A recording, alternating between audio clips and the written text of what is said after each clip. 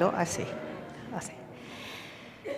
Queridos amigos, señor Ministro de Relaciones Exteriores, Alberto Van Klaveren, excelentísimos embajadores de Australia, República Popular de China, República de Corea, Perú, Japón, Tailandia, India, Francia y Malasia, honorable senador y presidente de la Comisión de Relaciones Exteriores del Senado, José Miguel Insulza, y señor director general de ProChile, Ignacio Fernández, queridas amigas y amigos de la Fundación Chilena del Pacífico.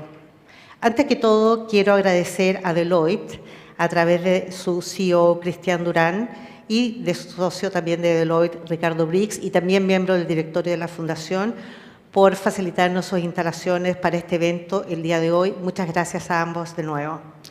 Y muchísimas gracias a todos por acompañarnos en esta mañana tan especial en que celebramos nada menos que 3 décadas de existencia de la Fundación, única en su tipo en el país, que ha acompañado y apoyado con auténtico ADN de colaboración público-privada la proyección de Chile en la estratégica región del Asia-Pacífico.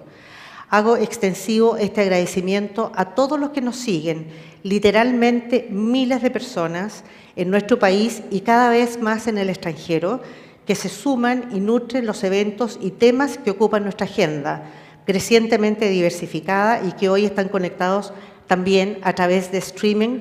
Muchas gracias de nuevo. Les quiero contar que estamos transmitiendo a través de LinkedIn, Yahoo y también a través de nuestro Zoom también hoy. Y si hablamos de la región del Asia-Pacífico, ¿qué duda cabe de que es esta también la ocasión más propicia para rendirle tributo a quien, de forma absolutamente visionaria, entendiera allá por el año 1994 la importancia de que Chile contara con una institución como la Fundación Chilena del Pacífico, una organización cuya misión principal fuera la de establecer puentes entre los mundos público y privado para impulsar la proyección del país hacia esa región clave.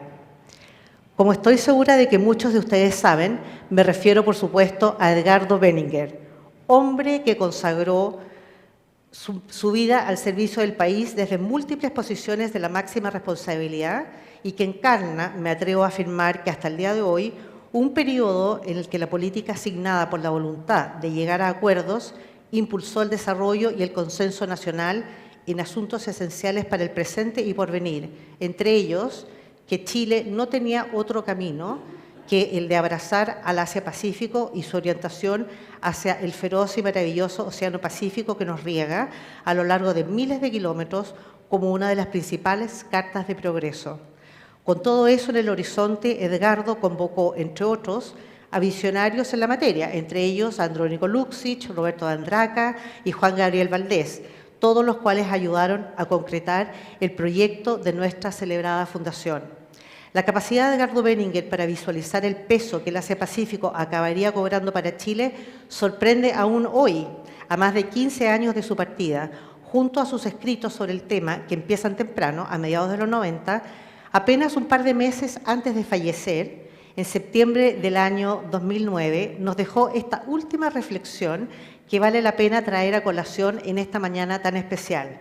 En una entrevista con la Biblioteca del Congreso, al ser preguntado sobre qué estimaba que el Asia-Pacífico significaba para el país, respondió, abre comillas, Asia no cabe duda de que hoy es la gran región que va a tener mayor presencia, mayor centralidad en el mundo del siglo XXI. Ya está China convertida en una gran potencia. India viene un poco más atrás, pero son 1.000 millones de habitantes y a la altura del 2030 va a tener más población que China. Ahí le erró un poquito porque fue antes. Está Indonesia, que tiene 300 millones de habitantes. Japón, que es una gran potencia desde siempre. Entonces, no me cabe duda de que Asia es el núcleo central del desarrollo del siglo XXI. Lo que tenemos que hacer es desarrollar lo que más podamos los vínculos comerciales con los países asiáticos. Es ese el mundo en el que nos tenemos que desenvolver. Gran visionario este señor Edgardo Benninger, sin duda. Sus palabras mantienen hoy plena y total vigencia y nos recuerdan asimismo que está lejos de ser una casualidad que este mismo año en el que celebramos los 30 años de existencia de la Fundación, nuestro país haya conmemorado también 3 décadas de activa participación en el foro por excelencia de esa región. el Foro de Cooperación Económica del Asia-Pacífico, conocido por todos por sus siglas en inglés APEC. Fue precisamente a partir de la participación de nuestros representantes de gobierno en ese espacio, incluidas sus interacciones con el sector privado, que fue adquiriendo forma la idea sobre la oportunidad y conveniencia de crear una organización que acabó viendo la luz en esta fundación. Por todo esto que he tratado de resumir, me gustaría solicitar un aplauso en memoria de Edgardo Benninger, quien seguro que está representado por varios que le conocieron y trabajaron junto a él, incluido el senador Insulza, que nos acompañó, pero sobre todo por su hija Iris, quien nos quiso acompañar hoy y que estamos muy agradecidos, Iris, de que hayas podido venir hoy día. Así que un aplauso para Edgardo Benninger. Muchas gracias.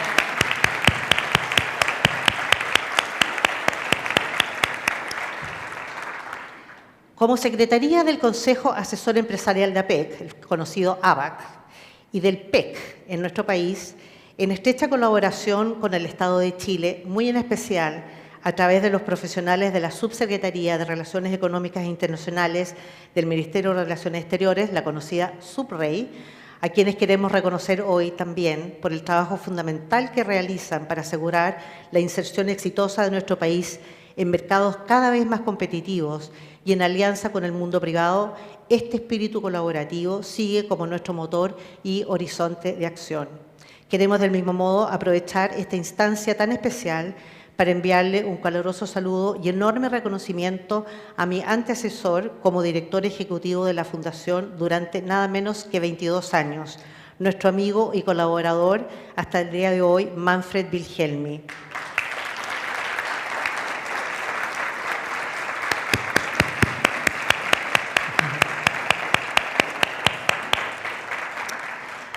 Fue Manfred quien acogió el llamado de Edgardo Benninger para tomar las riendas ejecutivas de la naciente Fundación Chilena del Pacífico y durante más de 2 décadas encabezó un trabajo de primer orden que la posicionó como un espacio clave para gatillar la reflexión y análisis informados sobre la creciente y continua importancia del Asia-Pacífico y sus instituciones para Chile.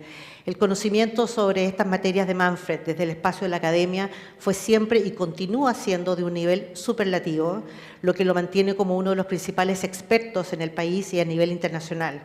Su libro más reciente, El Este de Asia en las Relaciones Internacionales, es fiel testimonio de su experiencia, de la cual tenemos el honor de continuar beneficiándonos por medio de su participación en el Consejo de Directores de la Fundación. Manfred, muchas gracias por acompañarnos y iba a pedir yo un aplauso, pero lo volvemos a repetir. Gracias, Manfred. Bueno, la lista de amigos y colaboradores de la Fundación para la que va nuestro reconocimiento incluye, desde luego, a muchísimas personas más. Por descontado, a nuestra presidenta del directorio, Montserrat Galimani, a quien, por desgracia, razones de fuerza mayor le impiden acompañarnos, y a todos quienes la han antecedido. Vaya un cariñoso saludo y recuerdo para Juan Salazar, Hernán Somerville, Roberto Andraca y Francisco Silva, quien nos acompaña hoy día, todos los cuales aportaron en distintas etapas de la Fundación con su sentido estratégico sobre el papel que está llamado a cumplir. Y también al senador y exministro Insulza, quien participó en la génesis de la Fundación y con quien además tuve el honor y privilegio de trabajar y aprender en mis muchos años como diplomática de carrera de Chile. También vaya un reconocimiento a todas las empresas socias de la Fundación y a sus representantes en el directorio, quienes han apoyado nuestro quehacer y se han involucrado activamente en hacer de esta una institución de alcance internacional. Al comienzo de esta bienvenida comentaba que la agenda de la Fundación se ha diversificado. Tiene sentido que así haya sido, toda vez que también lo ha hecho la agenda de política comercial y de captación de inversiones de nuestro país durante estas 3 décadas. Sabemos que resultado de decisiones de Estado en estas materias, Chile cuenta hoy con una de las redes comerciales más extensas del mundo. También que de la salud y consensos alrededor de estas prioridades depende de forma sustancial nuestros prospectos de futuro. Las múltiples aristas para avanzar en una agenda de comercio e inversiones cada vez inclusiva ocupa hoy buena parte de nuestras actividades. Y es por eso que nos ha parecido oportuno dedicar este seminario de aniversario a los desafíos y oportunidades que tenemos en estos frentes, el del comercio internacional y las inversiones. Los invito a disfrutar de este encuentro y desde ya cuenten con el compromiso de la Fundación Chilena del Pacífico a continuar dando lo mejor para apoyar las prioridades del país. Le voy a ceder ahora la palabra a Cristian Durán, quien es el CEO de Deloitte, quien va a dar un saludo de bienvenida como dueño de casa. Y a renglón seguido va a tomar la palabra Rodrigo Valdés, quien después se va a sumar a este panel de excelencia que voy a presentar de inmediato, que está conformado por su excelencia el ministro de Relaciones Exteriores, don Alberto Van Claveren, la ex ministra de Defensa, señora Vivian Blalot. Vivian, muy bienvenida, gusto de verte, y la destacada economista Andrea Topman. Entonces le doy la palabra ahora a Cristian Durán, por favor, y muchas gracias a todos por aceptar nuestra invitación. Cristian. Aló. ¿Se escucha? Sí, perfecto. Hola, muy buenos días a todos. La verdad que es un gran placer tenerlos acá en nuestra casa, en Deloitte, ¿cierto? Como parte de este aniversario, en este seminario de los 30 años de la Fundación Chilena del Pacífico. Y obviamente darles la bienvenida a estimadas autoridades, embajadores, embajadoras y a todos quienes nos acompañan justamente esta mañana. Quisiera saludar especialmente a Rodrigo Valdés y a los panelistas, canciller Alberto Van Claveren, Vivian Blalot y Andrea Topman, quienes nos acompañarán junto a Loreto Leighton para dar su mirada sobre el vínculo estratégico entre Chile y Asia-Pacífico. Es un verdadero honor darles la bienvenida a este importante encuentro para celebrar estos 30 años de la Fundación Chilena del Pacífico. Han sido 3 décadas en que la Fundación ha trabajado para fortalecer la integración internacional de Chile, un vínculo esencial entre el mundo público y privado, y que ha permitido insertar a nuestro país como un actor relevante en la región del Asia-Pacífico. Su labor ha sido especialmente y muy importante, más que nunca hoy, en un mundo donde las decisiones locales tienen impactos globales y viceversa, y lo vemos todos los días, donde el rol de estas instituciones es fundamental para seguir posicionando a Chile en un escenario internacional cada vez más complejo y cambiante. Creemos que la integración es clave y que el intercambio de ideas y experiencias son necesarias para enfrentar estos desafíos económicos, sociales y también medioambientales de este nuevo entorno. Al igual que la Fundación, en Deloitte nosotros también buscamos justamente ser ese socio estratégico que apoye a empresas e instituciones a desarrollarnos, potenciando lo mejor de todas nuestras capacidades. Es por esto que es fundamental seguir promoviendo estos espacios que la Fundación ha impulsado tan exitosamente y que nos permite trabajar juntos por una economía chilena mucho más sostenible, competitiva e inclusiva. Este encuentro nos brinda una gran oportunidad para compartir conocimiento, analizar tendencias y explorar nuevas vías que fortalezcan nuestra presencia en los mercados internacionales que tanto nos interesan. Agradezco a todos su presencia y los dejo ahora con los panelistas, ¿no es cierto?, para que podamos continuar con este gran seminario. Muchas gracias y bienvenidos nuevamente a Deloitte.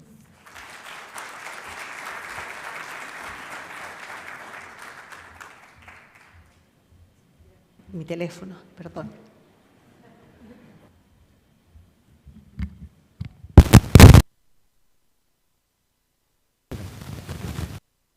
Bueno, primero, muy buenos días.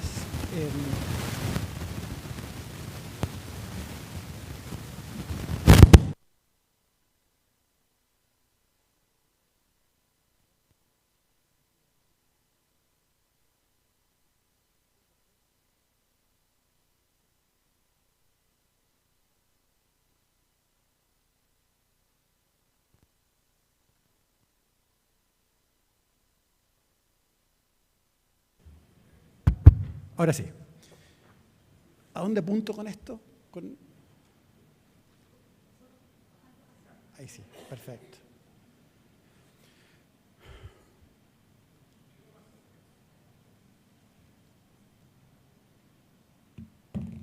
Bueno, ahora sí, muy buenos días.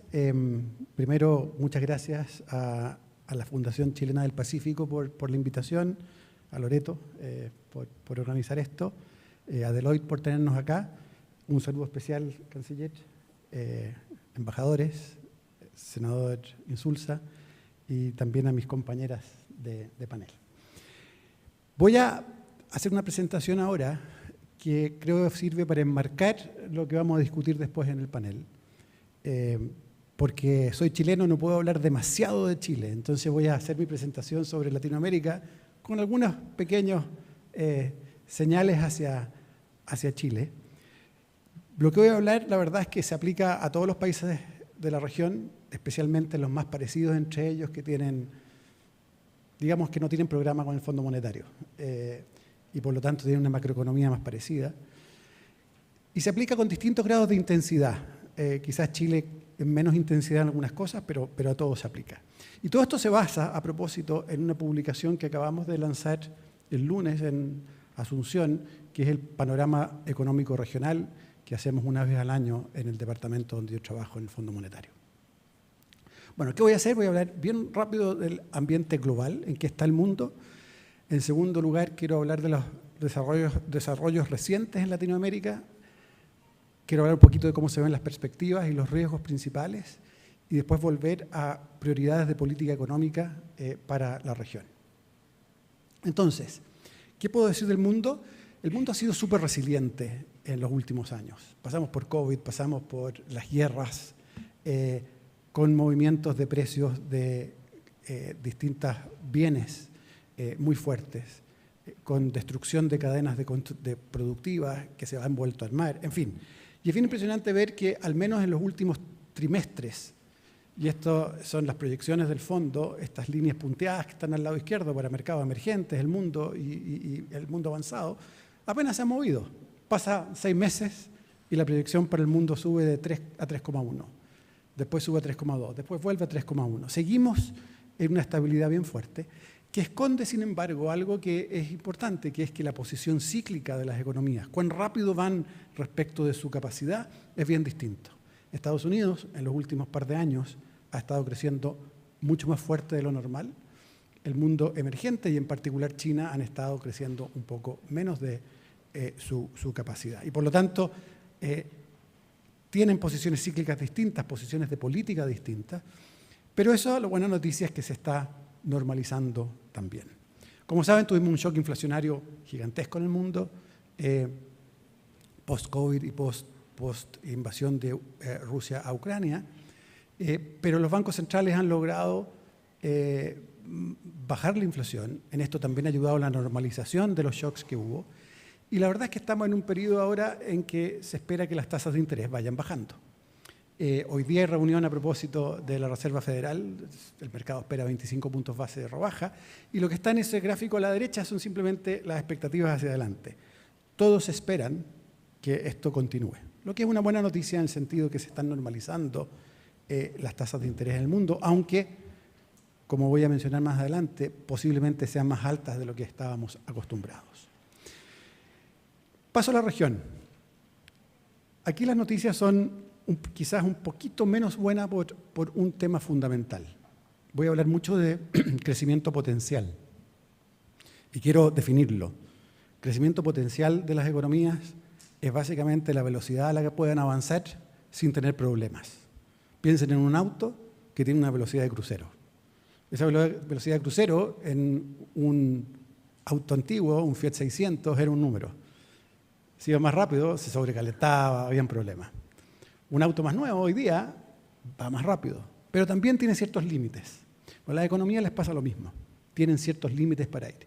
Hay veces que la economía va más lento de lo que podría ir. Y ahí la política macroeconómica de corto plazo es muy importante.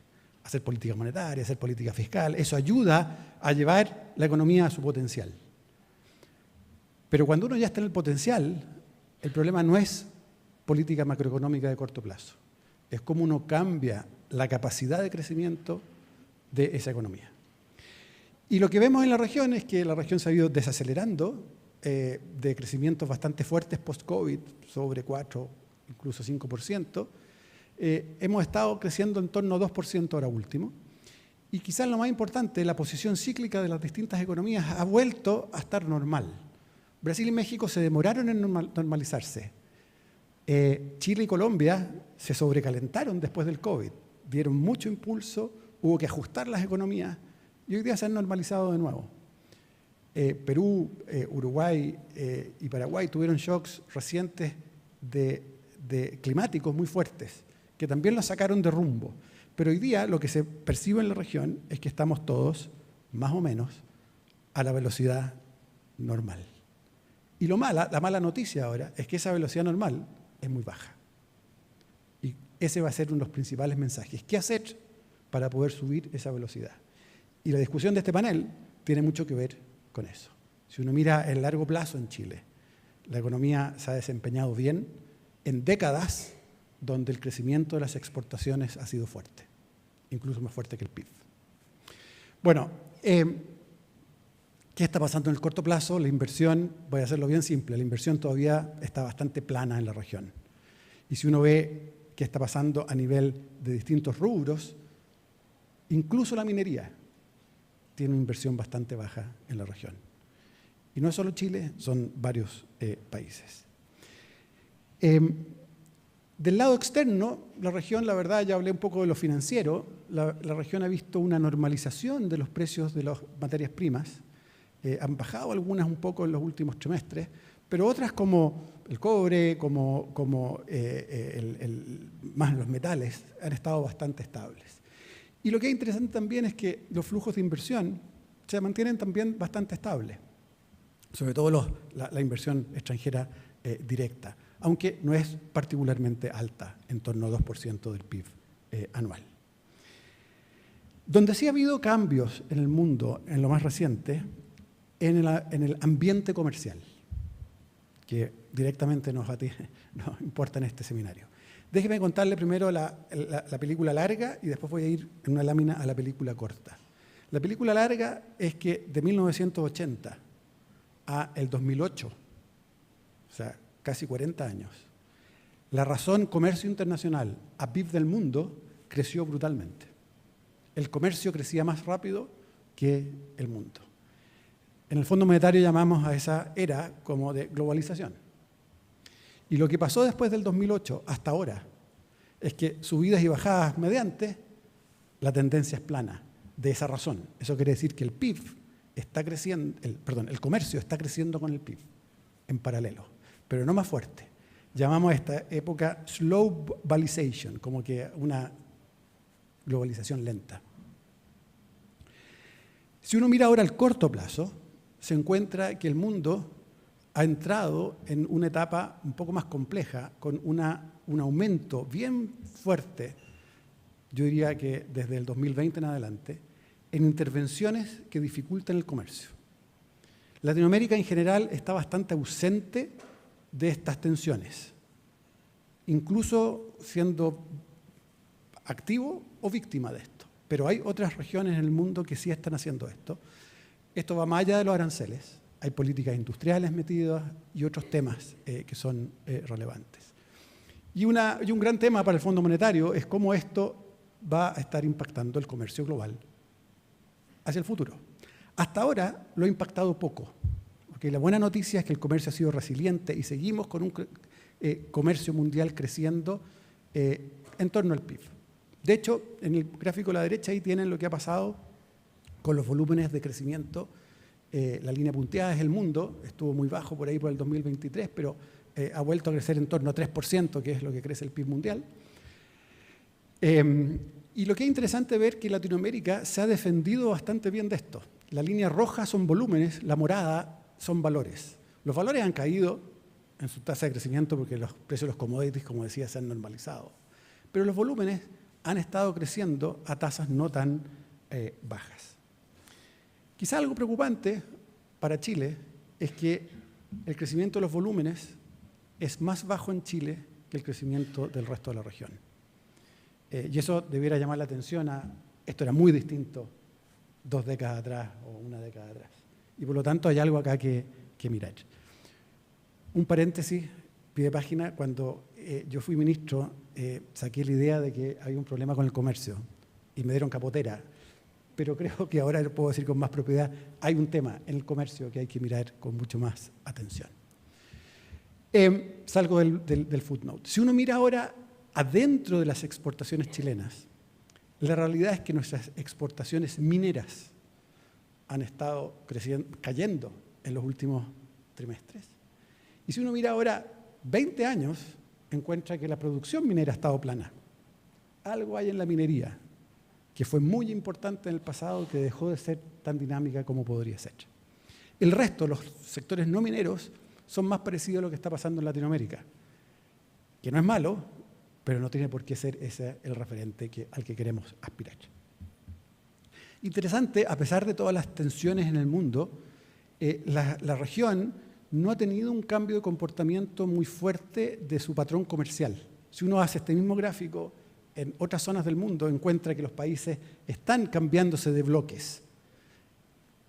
Latinoamérica está un poco más alejado, como decía antes, de estas tensiones. Bueno, finalmente lo que ha ido pasando, igual con el mundo, la inflación ha caído fuertemente. En la región todavía no estamos en las metas de inflación. Hablamos de que la última milla ha sido larga, porque hace 6 meses hablábamos de la última milla que había que llegar a controlar la inflación y ha tomado su tiempo. Pero estamos más cerca y eso es importante. Bueno, ¿cómo se ve la región hacia los próximos años y cómo se ve, cuáles son los riesgos principales?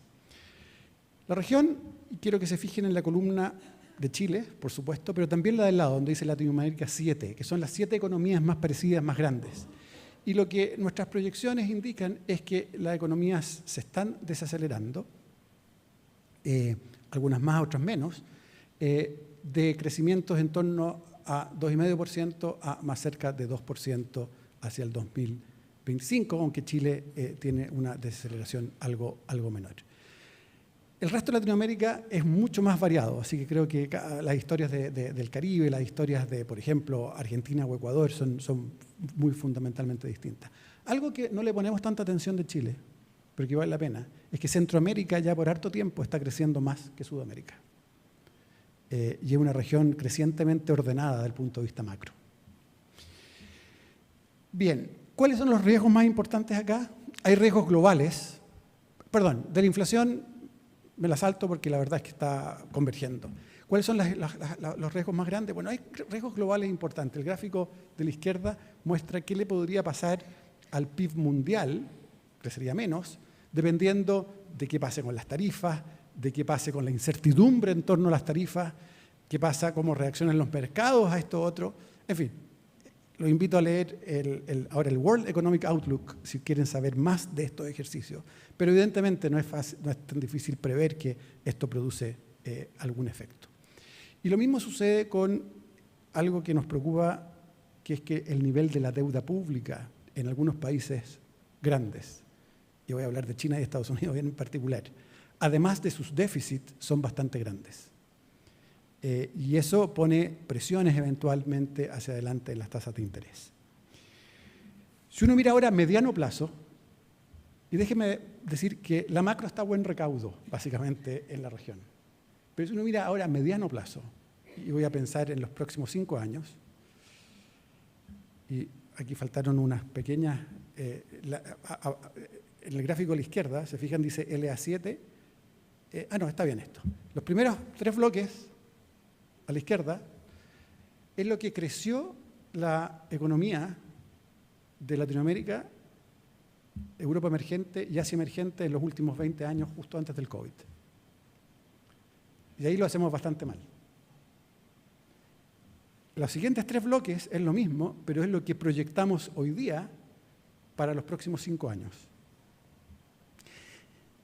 Seguimos haciéndolo no muy bien y peor incluso que los últimos 20 años. O sea, hay un desafío acá para la región que es central, que es cómo elevar de nuevo esta velocidad de crucero del auto. Y tenemos aquí en este gráfico 2 cosas adicionales que nos complican.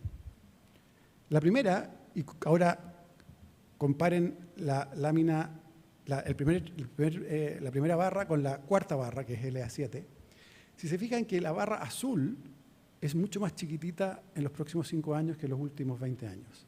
Esa barra azul es la contribución del trabajo. Por el envejecimiento de la población, porque hay menos crecimiento de gente y por algunas otras cosas específicas, estamos teniendo una pérdida de casi 3/4 de punto de crecimiento, solo por cambios poblacionales, demográficos, etc. Y eso pone una presión en las finanzas públicas, en los sistemas de pensiones, es un tema. Y el segundo tema que quiero que miren es que hay una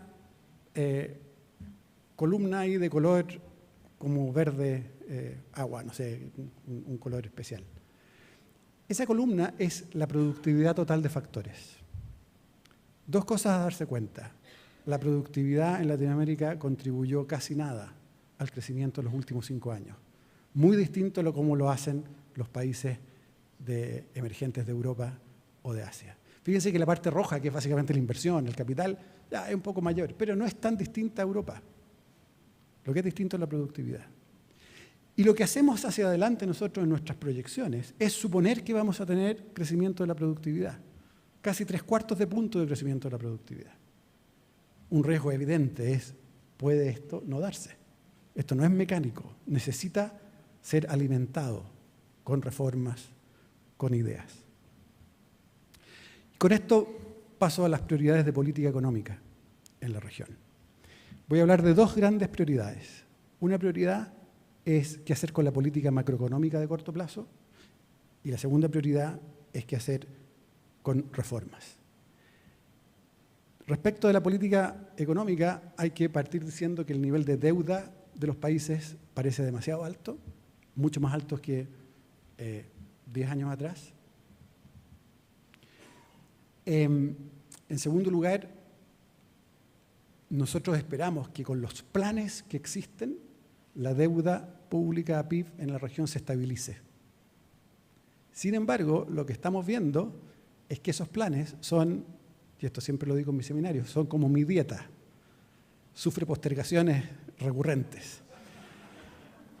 Y si se fijan, nosotros hace un año proyectábamos que lo que está en la línea punteada al lado derecho iba a suceder con los déficits fiscales. Esa es nuestra trayectoria de déficits fiscales para la región. Primarios, que es algo más técnico. Bueno, hoy día proyectamos una trayectoria parecida, pero postergada un año. Es urgente que se materialicen los planes de consolidación fiscal. De nuevo, hay distintas intensidades. Ustedes ven el diario en Chile, esas discusiones. Se espera en Brasil anuncios pronto. México tiene una gran tarea de consolidación fiscal para el próximo año. Están partiendo con un déficit de casi 6 puntos del PIB. Vamos a ver cómo es el proyecto de presupuesto. En fin, cada país tiene sus propias lógicas, pero es un tema común. Si esto pasa, además, permitiría, y esto lo voy a resumir de la siguiente manera, que los bancos centrales puedan normalizar la política monetaria un poco más rápido. Porque en muchos países sucede que hay una tensión entre la política fiscal más expansiva y que la política monetaria es más contractiva, de lo que idealmente sería en el largo plazo. Volviendo a mi ejemplo del auto, es parecido a que si uno estuviera con una política apretando el acelerador y con la otra política apretando el freno de nuestro auto. No es muy bueno para el auto. Quizás es mejor que ambos se retraigan un poco. Esto es importante también para facilitar la inversión, definitivamente. Ahora, el gran mensaje de nuestra publicación no es este. El gran mensaje es que es urgente acelerar las reformas estructurales en la región para poder crecer más rápido. Y aquí es bien complicado porque hay algunas reformas que son más evidentes que la región ya hizo. Ahora las reformas son cada vez más específicas, a veces tocan grupos de interés, a veces son socialmente más complejas y hay que preocuparse de cómo hacerlas viables, pero vemos una agenda en la región relativamente delgada de reformas, que uno diga, esto va a acelerar el crecimiento. Hay países que están haciendo más cosas, otros países están haciendo menos. Esto resume una encuesta que hicimos a los economistas de todos los equipos que ven Latinoamérica y qué cosas son importantes para poder acelerar el crecimiento, la actividad económica. Y quiero mencionar 2 en este seminario, que yo creo que tienen mucho que ver con los temas, obviamente, de comercio, pero también tienen que ver con la inversión extranjera o con la capacidad de los países de innovar también. Uno es el tema de la gobernanza. tenemos gobiernos que son todavía bastante inefectivos para lo que podrían ser. Hay temas de corrupción en la región y hay también temas de un imperio de la ley que puede ser mayor. A mí me gusta resumir esto de la siguiente manera. Si un inversionista va a hacer una inversión en la región, le gustaría tener más predictabilidad de lo que va a suceder. Cuánto se van a demorar los permisos, cuánto van a ser los impuestos, en fin. Y eso todavía nos queda trabajo. Y el segundo tema es el comercio. Y aquí el comercio importa mucho. Chile probablemente está más avanzado que los otros en esto, pero la infraestructura para comerciar, la efectividad de todo el mundo aduanero, tarifas, barreras no tarifarias son muy fuertes. Ya se me acabó el tiempo, así que déjenme terminar con dos láminas. Una, simplemente que las reformas importan. La evidencia que nosotros hemos podido lograr juntar en el Fondo Monetario es que los niveles de PIB son bastante distintos si uno logra hacer alguna de estas reformas. Y quiero volver a lo del comercio. La región sigue siendo relativamente cerrada para lo que podría ser. El resto del mundo emergente, de mercados emergentes, tiene una apertura mayor que la de Latinoamérica. Y esto tiene México adentro, que tiene mucha apertura, ¿no?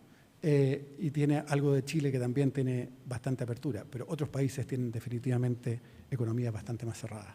Y si uno mete una lupa ahora al comercio regional, se encuentra que, contrario a lo que pasó en las últimas décadas en Asia y en Europa, nuestro comercio intrarregional sigue bastante planchado. Este mismo reporte, pero de hace un año atrás, encontraba que si nosotros cerramos la mitad de la brecha que tenemos con los países emergentes, con los países desarrollados, en su efectividad de infraestructura para el comercio, puertos, aduanas, permisos, etc. Incluso controlando, porque nuestras economías tienen en Latinoamérica dotaciones que no son muy distintas. O sea, no vamos a exportar paltas a Perú, ni Perú va a exportarle paltas a Chile. Pero sí hay otras cosas, aún controlando por eso, y controlando por las distancias, las dificultades que hay más geográficas, el comercio podría levantarse a 30% si logramos hacer esos cambios que faciliten básicamente el comercio internacional. Muchas gracias.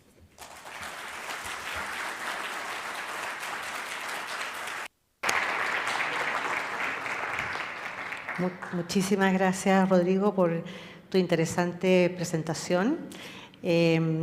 Vamos a partir, quiero invitarlos, por favor, tenemos un público que es muy actualizado y que estoy segura que tienen muchas preguntas para hacer. Lo pueden hacer a través del código QR que estaba afuera, manden sus preguntas ahí, o a través, pidan la palabra y hay una persona que se va a acercar con un micrófono porque queremos aprovechar que están acá para hacer preguntas interesantes también.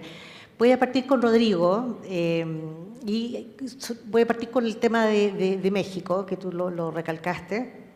Dijiste que a pesar de que el consumo en la región se mantiene robusto, los flujos de inversión se han estancado, ¿no? Y que muy en especial en el sector de manufactura, con la excepción de México. En este sentido, ¿qué dirías que está haciendo México, aparte de que tienes un gran vecino, que eso lo deja en una situación ventajosa, que lo aleja de esta tendencia general de la región, y qué papel crees que está teniendo la relocalización de partes de cadenas globales de valor de ese país? ¿Hay algo en particular que estimas que Chile podría aprovechar de esas tendencias, del tema de la relocalización de las cadenas globales de valor, a pesar de estar lejos de los grandes mercados de consumo, a diferencia del caso mexicano con Estados Unidos? Hay varias preguntas allí, no sé si tengo respuesta para todas, pero déjenme decir primero que México está aprovechando esto, pero puede aprovecharlo más aún. Y hay temas de infraestructura en México que son relevantes en el mundo de la electricidad, en el mundo del transporte, y que las autoridades tienen muy claro y han sido parte de las conversaciones bilaterales que hemos tenido con ellos. En segundo lugar, es cierto también que México, si uno lo compara con el resto de Latinoamérica, ha tenido un comportamiento en la inversión bastante más dinámico en los últimos 3 años que el resto de la región. ¿Qué hay detrás de esto? Yo creo que parte tiene que ver con esta cercanía y el nearshoring y aprovechar esas oportunidades. Pero hay dos cosas más que me gustaría enfatizar. Una es que el gobierno hizo un esfuerzo particular de poner recursos fiscales para la inversión. Claro, el problema es que eso también genera déficit, entonces, pero algo detrás del aumento es un esfuerzo fiscal. Y por último, me gustaría recalcar que en México las autoridades tenían un compromiso muy fuerte en que las inversiones que se acordaban se materializaran. Y incluso el presidente se dedicaba mucho a ir a comunidades a convencer de que había que hacer algo. Creo que de eso hay que aprender, que solo estas cosas no funcionan. Se requiere un impulso más coordinado de todos para que las cosas avancen. Y creo que ese es un gran desafío en varios países de la región. En Perú es un caso, en Chile es un caso, en que materializar algo toma más tiempo de lo que debiera y sobre todo es menos, como decía yo, predecible el tiempo y el grado de éxito. Y eso hay que trabajar.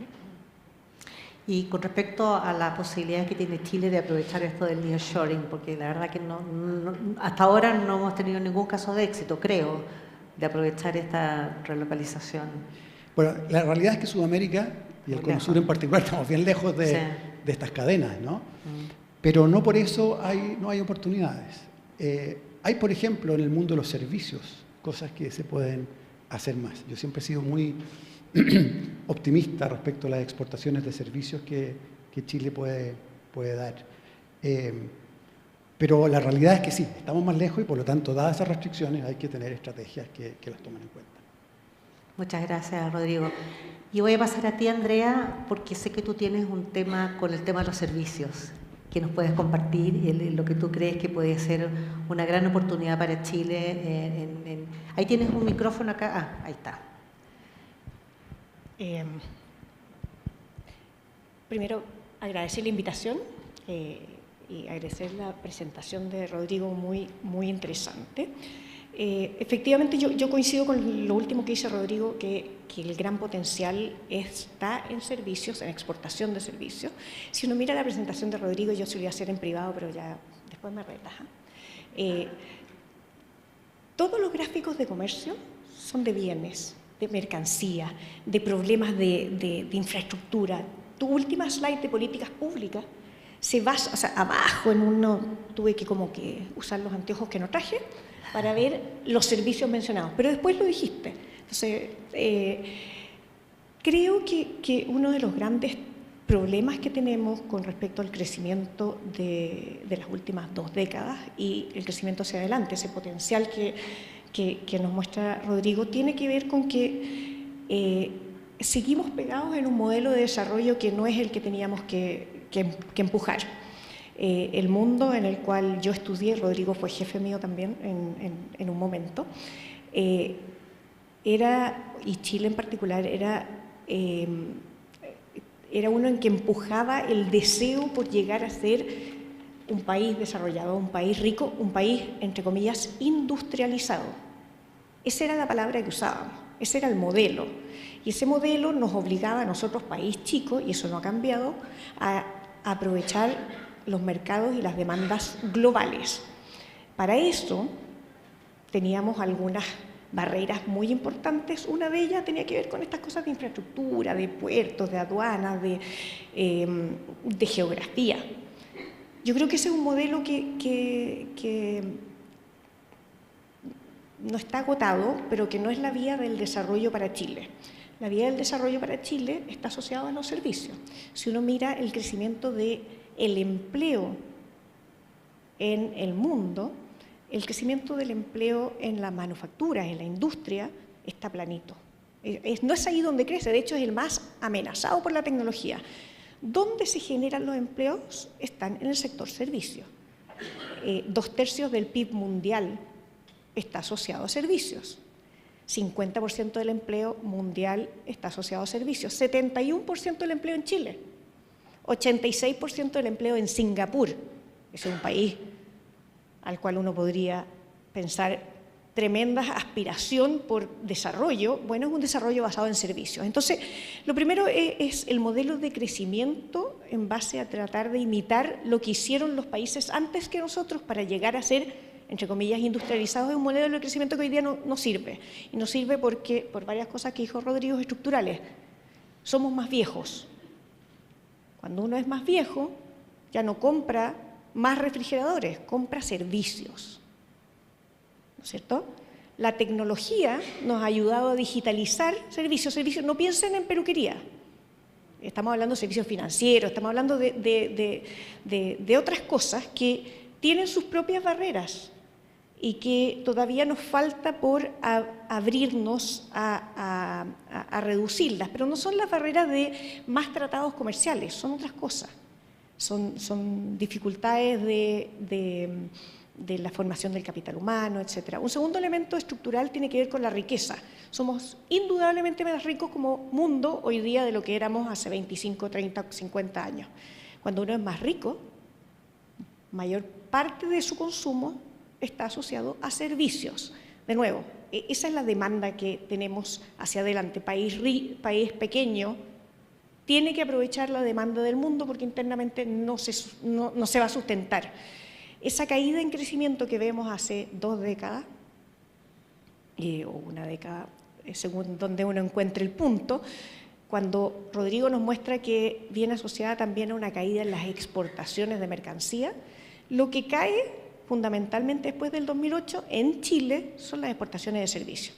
Y si uno piensa en este espacio como de oportunidad de crecimiento del comercio interregional, que es como una de las últimas láminas de Rodrigo, ¿qué mejor que tratar de exportar servicios a una zona donde tenemos el mismo uso horario, una zona donde hablamos el mismo idioma, una zona donde la cultura es más o menos parecida, pero además donde lo que vamos a exportar está asociado a un universo mucho más grande, una flexibilidad mucho mayor que la que estábamos acostumbrados en la minería. Si no hay demanda por mineral, no es fácil transformar la mina en otra cosa. Sin embargo, servicios de marketing, de financieros, de contabilidad, son útiles y son marketeados al mundo para una amplia variedad de sectores y tienen un potencial que yo creo que es muchísimo mayor que el asociado a otras cosas que también son importantes e interesantes que están en los servicios o en los insumos estratégicos, ¿no es cierto? Todo lo que tiene que ver con las economías verdes, que Chile es fantástico para eso. Yo creo que lo que nos falta hoy día es convencernos de que aquí hay un área que estamos subexplotando, que tiene que ver con los servicios. Muchas gracias, Andrea. Muy interesante. Y pasando al ámbito de las inversiones ahora, ministro, más allá de los sectores más tradicionales de interés en nuestro país para la inversión extranjera a gran escala, como la minería o las telecomunicaciones, ¿en qué otros ámbitos visualiza que nuestro país ofrece oportunidades para la inversión que nos hagan especialmente atractivos frente a nuestros principales competidores? Bueno, muchas gracias, Loreto. En primer lugar, expresar mis agradecimientos por esta invitación y la posibilidad de compartir panel con expertos y expertas tan destacadas, partiendo por Rodrigo Valdés, por su excelente presentación. Saludar a todos los presentes, embajadores, embajadoras, muchos amigos, colegas, y sumarme sobre todo también a la celebración de los 30 años de la Fundación Chilena del Pacífico, una entidad a la cual yo también estuve asociado, no exactamente desde su fundación, pero poco tiempo después me uní al directorio, he integrado el directorio en múltiples oportunidades y solamente tuve que renunciar a él cuando me nombraron ministro. Y también recordar la figura de Edgardo Berenguer, con quien también estuve asociado en distintas tareas, tanto durante el periodo de la dictadura como posteriormente también. Así que realmente agradecer esta oportunidad y, por cierto, tratar de responder tu pregunta. Hay un área que ya fue mencionada acá, que obviamente tiene un enorme potencial para Chile, gracias a nuestra geografía, gracias a nuestros recursos naturales, que es la energía, ¿no? Y todo lo que es el área de las energías verdes, tanto aprovechando la energía solar como la energía eólica. Y bueno, y ese potencial creo que ya está dando frutos reales a través de programas muy masivos de inversiones, que justamente también de alguna manera vinculan al sector privado con el sector público. Me tocó hace muy poco visitar la planta de IHF en Magallanes, de hidrógeno verde, amoníaco verde en realidad, y realmente es impresionante. Además, es impresionante comprobar que gran parte de los técnicos son locales, es decir, es una empresa además chilena que se asoció con una serie de grandes empresas internacionales, alemanas y de otros países, y que yo creo que refleja nuestro potencial en ese sector. Hay proyectos muy similares en el norte grande, y la verdad es que ahí hay un área realmente de gran potencial. Después, aquí mismo se ha mencionado el sector servicios, y ahí también obviamente se requiere una inversión importante. También yo creo que ahí hay que hacer un esfuerzo mayor por atraer inversión extranjera, sobre todo en términos de data centers, etcétera, que por lo demás requieren grandes cantidades de energía. Entonces ahí se da una combinación extremadamente interesante para nosotros. Son sectores que se suman a sectores más tradicionales, minería, pero no solamente la minería extractiva, sino que también todos los servicios asociados a la minería. Y donde Chile tiene un potencial, porque tiene una experiencia, hay muy buena capacidad instalada para prestar servicios, ingeniería, etcétera. Después está todo el sector agroindustrial, que también ha tenido un desarrollo muy, muy significativo, un área industrial, agroindustrial, que contrariamente a lo que muchas veces se dice, dispone de un valor agregado importante. Yo siempre cuando se dice que Chile exporta, en fin, tiene exportaciones de muy bajo valor agregado, pienso en el vino, que es un producto emblema, obviamente, y ahí sí hay un enorme valor agregado, etcétera, y en otros sectores. Entonces, yo creo que ahí hay un potencial muy relevante y todo debe apuntar a una mayor diversificación, ¿no? Y para eso está también la Cancillería y está ProChile, está presente aquí a través de su director Ignacio. Muchas gracias, ministro. Vivian, con respecto, en particular, siguiendo con el tema de las inversiones, y tal como lo ha dicho el ministro, uno de los sectores más atractivos tiene relación con el tema energético, ¿no? Y energías renovables, y viendo más en especial al tema del hidrógeno verde, por ejemplo, u otros tipos de inversiones relacionadas con energías renovables, hay una falta de infraestructura y capacidad de almacenamiento hoy en día, y que ha limitado un poco el que se empiece a producir este tipo de productos. ¿Cómo lo ves? ¿Cómo lo evalúas? Y también todo el tema de la permisología también, que se ha transformado en una suerte de cuello de botella para estas y otras inversiones. ¿Te puedes referir a eso?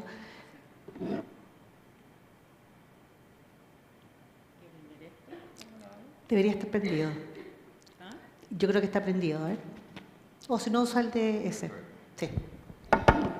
Bueno, también agradeciendo mucho esta invitación a una conversación que a mí me parece extremadamente relevante en este momento, además. Y obviamente mis felicitaciones a la Fundación por sus 30 años. Yo creo que ha hecho un aporte bien importante a la discusión de nuestras políticas económicas en general. Así que, bueno, felicitaciones y muy agradecida. Mira, yo creo que respecto al tema energético hay algunos mitos, ¿no? Porque claro, uno se concentra como en las noticias como más dramáticas, digamos. Y hemos estado mucho tiempo con la noticia dramática de que hay energías renovables no convencionales que no han podido sacar su producción porque no hay transmisión. Bueno, yo trato de ponerle un poco de paño frío a estos temas, porque la tendencia es a decir, ya, entonces tenemos que cambiar alguna ley para que esto funcione. No, la verdad es que si uno mira, voy a referirme específicamente al sector energético respecto a unas características y atributos que yo creo que nuestra economía tiene que potenciar. Y yo creo que es la adaptabilidad. El sector de energía pasó por un trauma brutal cuando, después de haber puesto todas las fichas en el gas natural, argentino además, nos quedamos sin gas. Eso generó un trauma impresionante porque las pérdidas de las empresas fueron enormes durante varios años además. Sin embargo, Chile, porque yo creo que estos son sectores que hay que mirarlos en la trayectoria y en el largo plazo, porque son inversiones de largo plazo.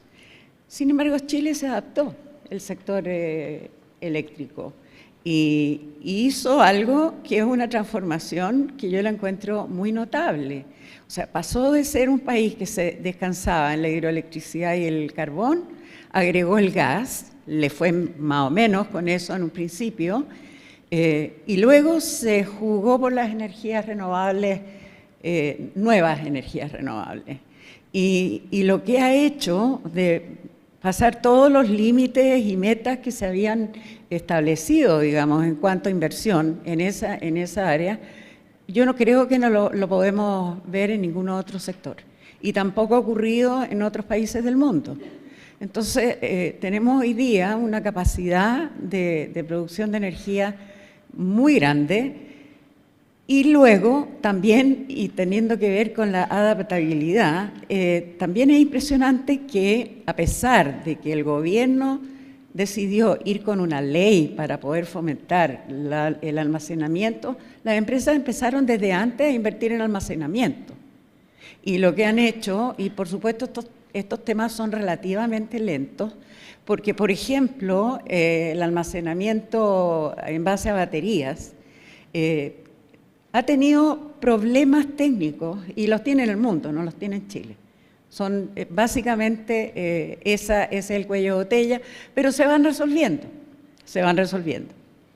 Y el pump storage, que es algo nuevo, bueno, tuvimos el tropiezo de que un proyecto que era muy interesante se frustró temporalmente, pero yo creo que hay un gran espacio para el pump storage. Ahora, respecto a la transmisión, ahí tenemos sí un problema, y el problema es que la permisología juega un rol, porque nosotros tenemos un sistema de planificación de la gran transmisión, y luego, digamos, los proyectos se han demorado en solamente obtener los permisos, prácticamente se han comido la mitad del tiempo que tenían para materializar la inversión, que es básicamente un sistema un poco parecido al de las concesiones.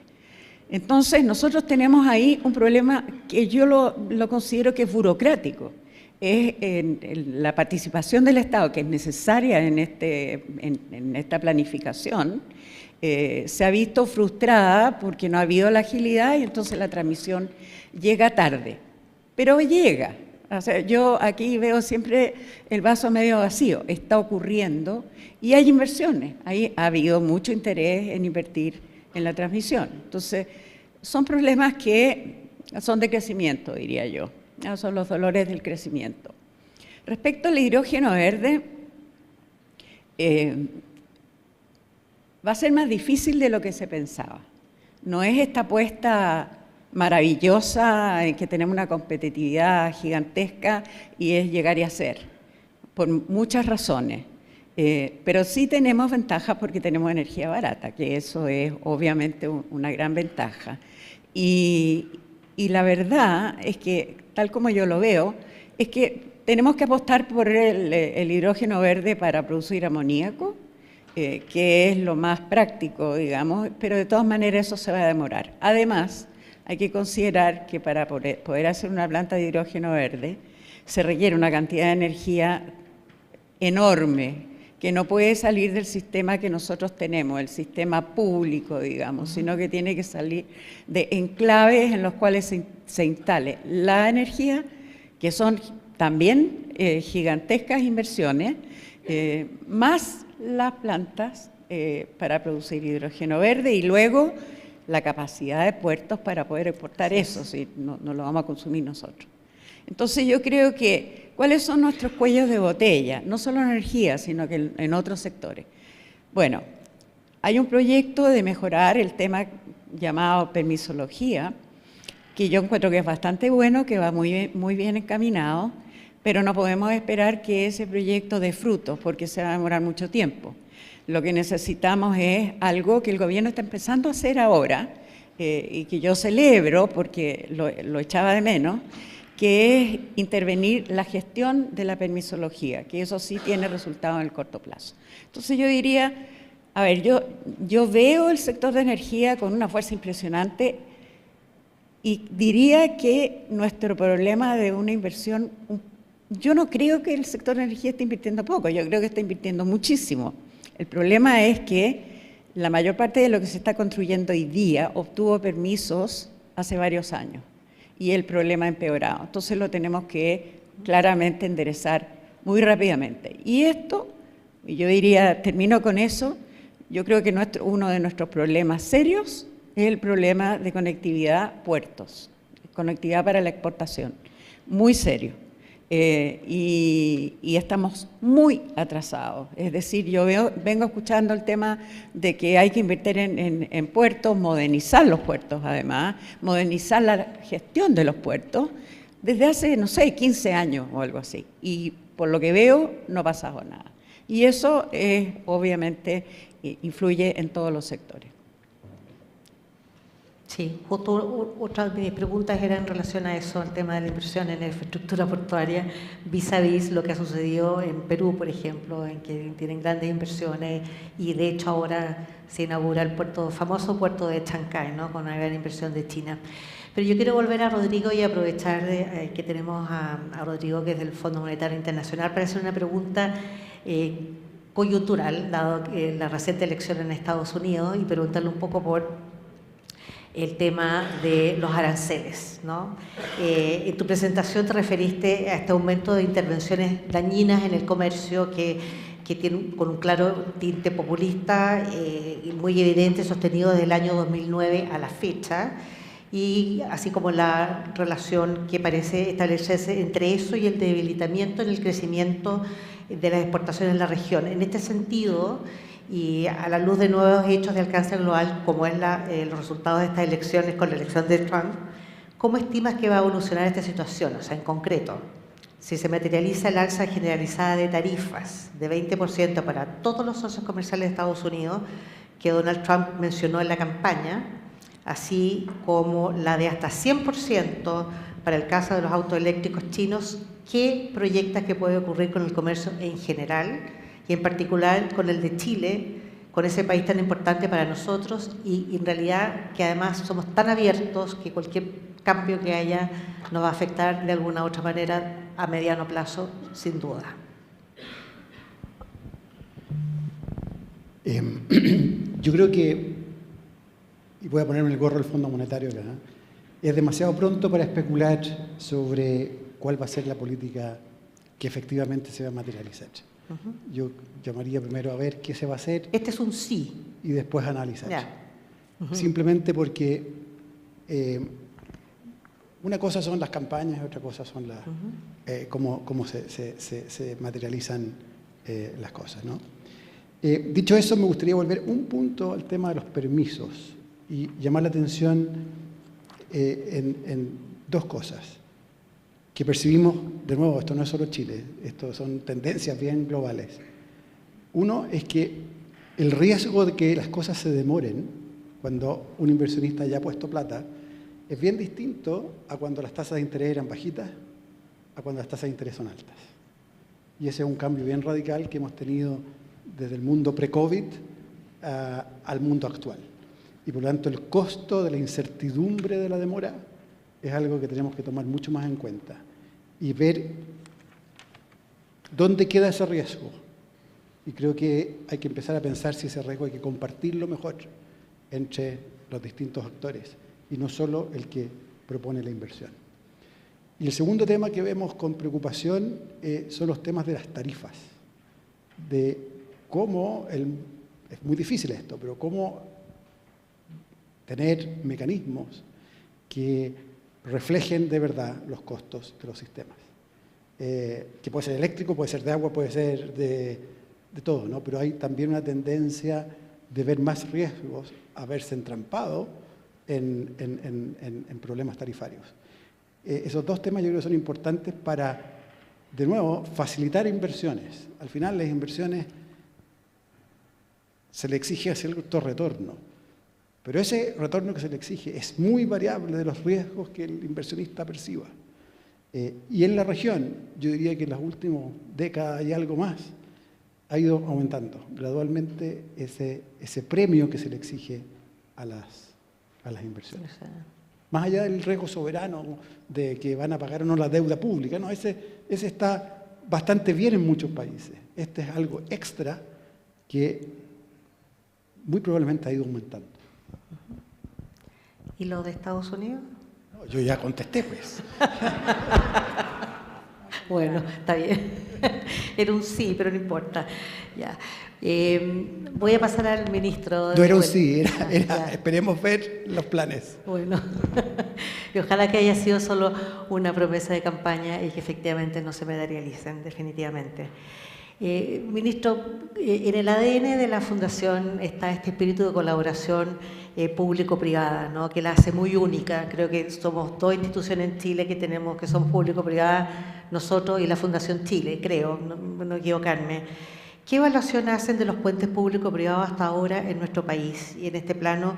¿Y cómo visualiza que debe configurarse para hacer frente a los desafíos que enfrentamos para competir en nuevos mercados y captar inversión extranjera? ¿Qué valor le asigna usted a esta colaboración público-privada para salir afuera? Bueno, yo le asigno un valor absolutamente esencial y creo que efectivamente esta vinculación sector público, sector privado está muy bien plasmada en esta fundación. Desde la perspectiva de lo que es el trabajo de nuestra Cancillería, yo creo que hay dos áreas en que realmente se da de manera muy completa esa integración del sector público con el sector privado. Las dos están relacionadas entre sí y reflejan un poco lo que es el trabajo, por una parte la Subsecretaría de Relaciones Económicas Internacionales y por la otra el de ProChile.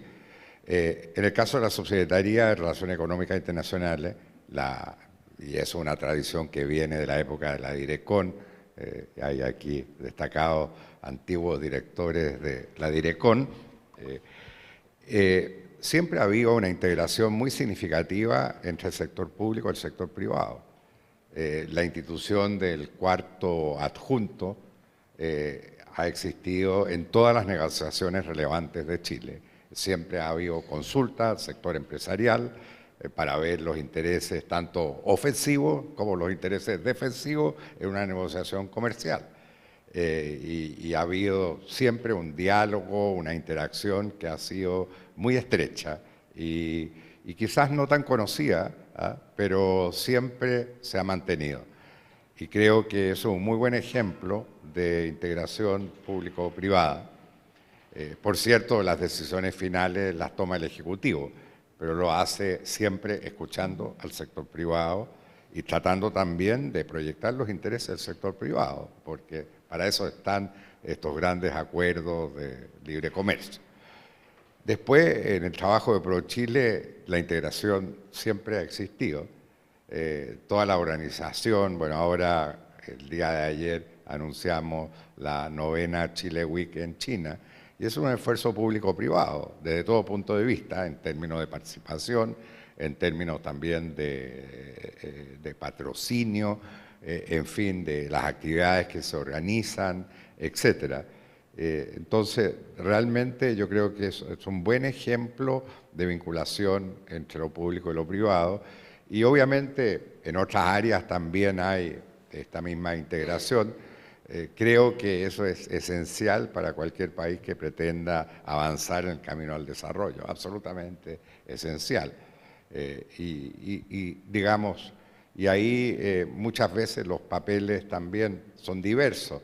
A veces el sector público efectivamente tiene un papel significativo en promover una cierta área, en facilitar el desarrollo de un cierto sector, como lo estamos viendo en el caso energético, etcétera. En fin, y el sector privado obviamente aportar todo lo que es su capacidad de innovación, su energía, su dinamismo, su espíritu empresarial. Yo creo que es imposible concebir un proceso de desarrollo sano sin una integración fuerte entre el sector privado y el sector público. Muchísimas gracias, ministro. Y vamos a hacer una última pregunta porque se nos acaba el tiempo, el ministro tiene otra actividad ahora, y va a ser para Andrea, y es en relación a las exportaciones. Rodrigo se refirió a que los volúmenes de exportación siguen siendo robustos, pero no así el valor de las exportaciones chilenas. ¿A qué crees que se debe esto? O no sé si lo puedes complementar tú, Rodrigo, después.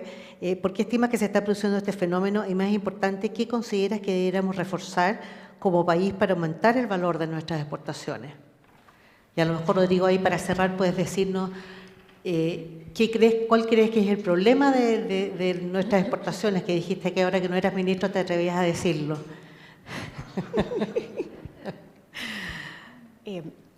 A ver, sobre el valor de las exportaciones, efectivamente, si uno mira los últimos datos, el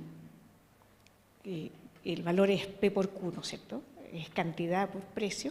Lo que ocurre es que en general para las exportaciones más tradicionales, incluyendo el sector minero, tenemos una producción que es plana, que es lo dijo Rodrigo, y un aumento de precio muy significativo en el último tiempo.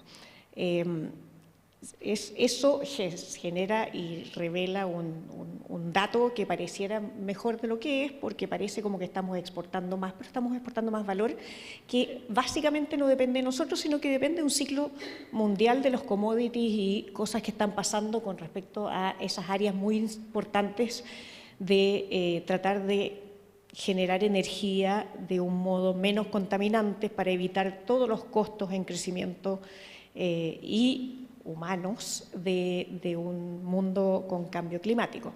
Entonces, es algo que nosotros no es que estemos produciendo mejor cobre, es el mismo, se le puso verde, pero es el mismo, ¿no es cierto? Esto no depende de nosotros. Para mí, cuando uno trata de gestionar, pensando en esta colaboración público-privada, nuestro camino hacia el desarrollo, tenemos que buscar palancas que podamos modificar. Y esa es una palanca que no vamos a poder modificar. Por eso estoy, y súper majadera, en términos de cuáles son las que nosotros podemos aprovechar de mucha mejor forma, y de hecho hemos desaprovechado en el pasado, tiene que ver con esas cosas asociadas a los servicios. En el caso de la minería y el valor, les preguntaría a la Vivian, que tiene mucha más experiencia que yo creo que he escuchado por ahí que los procesos de mantenciones de las minas, por ejemplo, han llegado equipos peruanos a hacerlas en Chile. Ese es un servicio asociado a un sector estratégico. Y por diversas razones asociadas a permisos, asociadas a regulación laboral, asociadas a distintas cosas, ha generado cambios en esa industria que han sido muy positivos para el país que se ha hecho cargo de eso. Nosotros ahí tenemos mucho espacio por explotar. Es un encadenamiento hacia atrás para darle valor. Siempre habíamos pensado que lo importante era que no exportáramos el cobre así como en la piedra, sino que avanzáramos en la cadena de valor. Yo creo que lo que nosotros tenemos que hacer es retroceder en la cadena para generar toda esta área complementaria que tiene mucho más valor, que es mucho más intensiva en personas, en capital humano, y que se castiga mucho menos en términos de geografía, no importa que estemos lejos, y en términos de geopolítica. Va a ser mucho más difícil generar restricciones asociadas a geopolítica en esas áreas. Y lo dejo por ahí. Muchas gracias, Andrea. A ver, yo quiero salirme como del bosque y mirar de lejos en qué estamos. Yo creo que es urgente acelerar esfuerzos para levantar el crecimiento potencial de las economías de la región. Yo diría que ese es como el llamado principal. Y una palanca dentro de esas es el tema comercial. El tema comercial tiene muchas aristas, pero sí sabemos que dentro de los determinantes del crecimiento de largo plazo, ser más abierto importa. Sabemos que Chile fue muy exitoso en las décadas en que el comercio internacional creció más que la economía. Y la realidad es que en términos de volúmenes, el crecimiento en los últimos años ha sido débil. ¿Qué está detrás? Un sinnúmero de cosas, pero el llamado es meterse a cada una de esas cosas para poder levantar esa palanca que para una economía pequeña y abierta es central para poder crecer y evitar tensiones, porque crecer no es crecer por crecer, es para poder tener que la gente tenga mejores vidas. Es para evitar entrar en círculos viciosos de problemas sociales, problemas políticos, y por lo tanto vemos que la agenda es aún más urgente que en el pasado porque llevamos ya demasiado tiempo creciendo poco. Muchas gracias, Rodrigo. Vivian, ¿tú querías muy cortito, por favor? Cortito, mira, Sí. voy a tratar de ser muy precisa. Yo creo que no hemos hablado poco de la productividad y la competitividad. Yo creo que el tema comercial depende de que seamos capaces de ser más productivos y más competitivos. Llevamos hablando mucho tiempo sobre nuestro problema de falta de crecimiento en la productividad, pero no hemos hecho mucho. Y entonces yo quiero arrojar ciertas cosas. Bueno, en primer lugar, creo que el sector privado tiene una capacidad para mejorar su propia productividad internamente, digamos, que no es menor.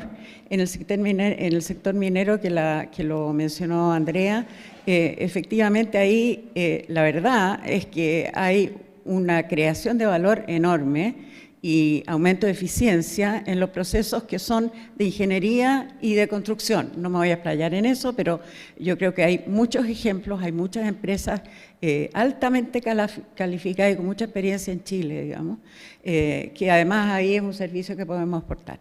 Lo otro que quería decir es que en esta materia, digamos, de cooperación público-privada, yo creo que nosotros abandonamos algo que era bastante crucial y que nos dio muy buenos resultados en los primeros quizás 15 años desde el retorno a la democracia, y que fue el tener obras y servicios públicos concesionados a privados. Y ahí nos paramos. Y yo diría que en esa área hay un espacio enorme para retomar ese camino con el agregado, y lo quiero agregar, de que en la medida que los estados y los países ya no pueden seguir aumentando su deuda pública, y al contrario, la debieran disminuir, lo que necesitamos entonces es que el sector privado invierta en una forma razonable, digamos, en servicios que de otras maneras lo tendría que entregar el Estado directamente. Y ahí hago una acotación de un sector solamente, porque hay varios, pero el sector de vivienda, en que tenemos un déficit gigantesco, se puede impulsar y potenciar, obviamente con participación privada y con inversión privada, sin necesidad, con un nuevo modelo, sin necesidad, digamos, que sea el Estado el que está haciendo la inversión. Muchísimas gracias, Vivian, y le voy a pedir un aplauso, por favor, a nuestros panelistas. Muchas gracias a todos.